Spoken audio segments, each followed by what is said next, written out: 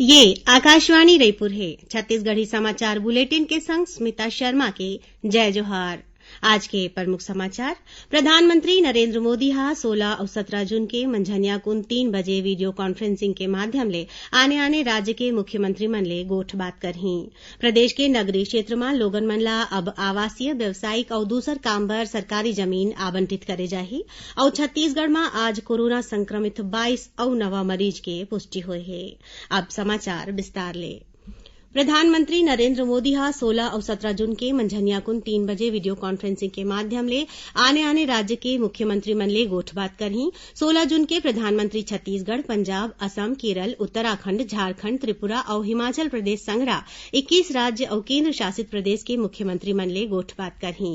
एकर दूसर दिन श्री मोदी हा महाराष्ट्र, तमिलनाडु, दिल्ली, गुजरात, राजस्थान और उत्तर प्रदेश संगरा 15 राज्य और केंद्र शासित प्रदेश के मुख्यमंत्री मन ले चर्चा करही। प्रदेश के नगरीय क्षेत्र में सरकारी जमीन में काबिज लोगन के संग दूसर लोगन ला आवासीय, व्यवसायिक या दूसर काम बर सरकारी जमीन आवंटित करे जाही। राज्य सरकार हा शासकीय भूमि के आवंटन और व्यवस्थापन के बारे में राजस्व पुस्तक परिपत्र के नियम में थोरकुन सुधार करत जिला कलेक्टर मन ला ये अधिकार दे हावय।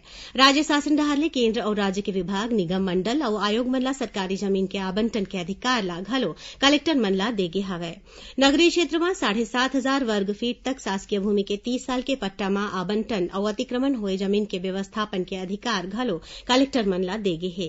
फिर 7,500 वर्ग फीट ले ज्यादा सरकारी जमीन के आवंटन और अतिक्रमित भूमि के व्यवस्थापन के अधिकार राज्य शासन ला रही। ऐसने राज्य शासन हा भूमि स्वामी या पट्टादार ला भू भाटक के अदायगी के मामला में घलो विशेष छूट दे है। 15 बछर के भू भाटक ला एके संग्रह दे जाय मा अवैया 15 बछर के भू भाटक ले छूट रही। राज्य सरकार के फैसला ले जिला स्तर में भूमि आवंटन और व्यवस्थापन के मामला ला पारदर्शिता के संग निपटाए जाही। उहें एकर फायदा कब्जाधारी मन के संगरा दूसर मन ला घलो मिलही। प्रदेश में अनुमति प्राप्त दुकान, व्यवसायिक और दूसर प्रतिष्ठान मन ला अब बिहनिया 5 बजे ले रतिहा 9 बजे तक खोले जा सकही। पहली राज्य सरकार डहर ले दुकान मन ला बिहनिया 7 ले संझा 7 बजे तक खोले जाए के अनुमति देगे रहीस।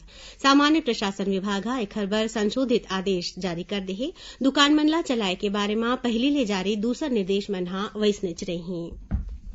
छत्तीसगढ़ में आज कोरोना संक्रमित 22 और नवा मरीज के पुष्टि हुए है। एमा राजनांदगांव और बलौदा बाजार ले 8, रायपुर ले 3, दुर्ग ले 2 और धमतरी ले 1 जन मरीज मिले है। इला मिला के प्रदेश में कोरोना संक्रमित मरीज मन के संख्या बढ़ के अब 1469 हो गया हवय।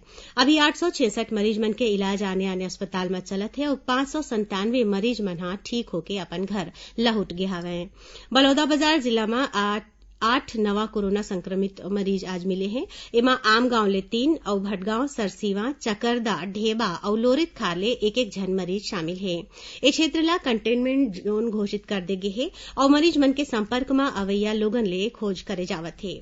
ऐसने राजनांदगांव जिला में घलो आज कोरोना संक्रमित 8 मरीज के पहचान हुए है। एमा 1 जन भारत तिब्बत सीमा पुलिस आईटीबीपी के जवान घलोक शामिल है। उहें खैरागढ़ और मानपुर ले 3-3 और मोहला और सदर बाजार ले 1-1 मरीज मिले है। उहें दुर्ग जिला में आज कोरोना संक्रमित 2 जन मरीज के पहचान हुए हैं, जेमा दुर्ग के तितुरडी के 7 बछर के नोनी घलो शामिल है और दूसर मरीज ला चरौदा के रहैया बताए जावत है। एती रायपुर जिला में मिले 3 जन मरीज में 1 जन आमाना का, दूसर डगनिया और तीसर मरीज हा खरोरा ले हवय। यही बीच एम्स रायपुर और माना अस्पताल ले महासमुंद जिला के 3 जन मरीज मन ला ठीक होए के बाद छुट्टी दे देगी।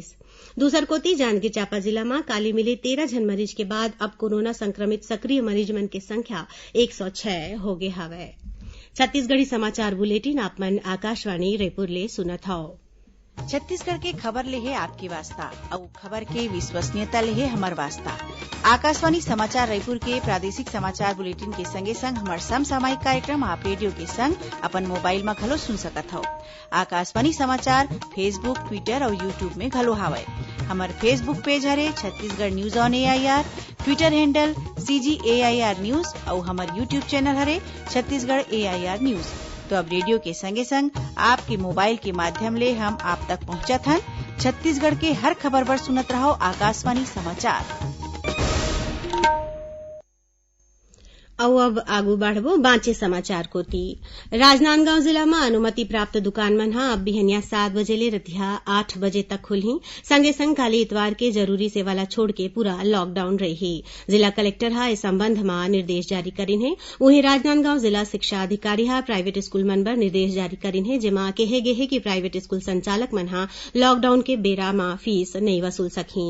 एती राजनांदगांव के शंकरपुर वार्ड के कुछ एक जगह ला कंटेनमेंट जोन घोषित करे गे हवै, जिहां के प्रभावित परिवार ला महापौर हेमा देशमुख डहाले जरूरी सामान दे जावत थे।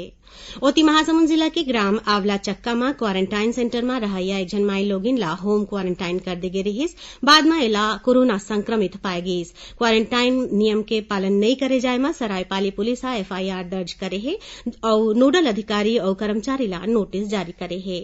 महासमुंद जिला के बागबहरा क्षेत्र ला कंटेनमेंट जोन घोषित करे के बाद यहां जरूरी चीज की आपूर्ति बर घर पहुंच सेवा शुरू करेगे है। केंद्रीय स्वास्थ्य मंत्रालय कोरोना संक्रमण ला रोके के उपाय के बारे में कार्यालय मन बर दिशा निर्देश जारी करे है। सिर्फ ऐसन कर्मचारी मन ला कार्यालय में आय के अनुमति होही जौन मन में कोरोना वायरस के लक्षण नहीं होही। प्रवेश द्वार में सैनिटाइजर और थर्मल स्क्रीनिंग के प्रावधान जरूरी होही। कर्मचारी और अवैया मन के प्रवेश और निकास द्वार अलग अलग होही। पार्किंग स्थल और कार्यालय परिसर के बाहर भीड़ ले बचे के व्यवस्था होना चाहिए। साफ सफाई नियमित रूप में करे जाना चाहिए और मास्क और दस्ताना सुरक्षित निपटान के व्यवस्था होना चाहिए। स्वास्थ्य मंत्रालय के अधिकारी मन बताइन कि धार्मिक जगह में जावत खानी जूता चप्पल अपने गाड़ी के अंदर रखना चाहिए। मूर्ति और धार्मिक ग्रंथ ला छुए के मंजूरी नहीं देना चाहिए। समूह में पूजा पाठ या भजन के मंजूरी नहीं देना चाहिए। एकर जगह रिकॉर्ड करेगे भजन और आरती के व्यवस्था होना चाहिए। ऐसने शॉपिंग मॉल में सामान देवैया कर्मचारी मन के थर्मल स्क्रीनिंग होना चाहिए। केंद्रीय वित्त मंत्री निर्मला सीतारमण कहिन है कि जुलाई 2017 ले जनवरी 2020 के बीच शून्य जीएसटी रिटर्न भरैया पंजीकृत कंपनी मन पर देरी करे में जुर्माना नहीं लगाए जाही। वित्त मंत्री वस्तु और सेवा कर जीएसटी के 40वां बैठका के बाद नई दिल्ली में बताइन कि जुलाई 2017 ले जनवरी 2020 के बीच जीएसटी बिक्री रिटर्न नहीं भरे के जुर्माना 500 रुपया होही। उमन कहिन कि ऐसन में जुर्माना ले जुड़े मामला ला निपटाए बर जीएसटी परिषद के बैठका में ये फैसला लेगे से। प्रदेश के संग्रहण केंद्र मनमा बनत चबूतरा में अब शेड घलोक बनाए जाही, जेखर ले समर्थन मूल्य में खरीदे गे धान ला बरसा में भीगे ले बचाए जा सके। राज्य शासन डहार महात्मा गांधी राष्ट्रीय ग्रामीण रोजगार गारंटी योजना, मनरेगा और दूसर विभागीय योजना मन के मदले संग्रहण केंद्र में 4622 टन चबूतरा बनाए जावत है। एमाले आधा ले ज्यादा चबूतरा बनाए के काम शुरू घलो हो गे हवै। ए चबूतरा मन में शेड लगाए बर दूसर योजना ले राशि के प्रावधान करे जाही। टिड्डी मन के दल अब प्रदेश के राजनांदगांव और कबीरधाम जिला के करीब पहुंच गया हवै। काली तक टिड्डी मन के एक ठन दल महाराष्ट्र के तिकोड़ा तीर रहिस, जौनहा राजनांदगांव जिला के सीमा ले करीबन 40 किलोमीटर दूरिया है। मिले जानकारी के अनुसार कहूं हवा के दिशा नहीं बदलही ता टिड्डी मन के ये दल राजनांदगांव जिला में प्रवेश कर सकत है। उन्हें टिड्डी मन के एक ठन और दल कबीरधाम जिला के चिल्फी घाटी क्षेत्र ले लगे मध्य प्रदेश के सीमा ऊपर मंडरावत है। टिड्डी मन के प्रदेश में आए के आशंका के बाद कृषि विभाग एक गांव फेर अलर्ट जारी करे है।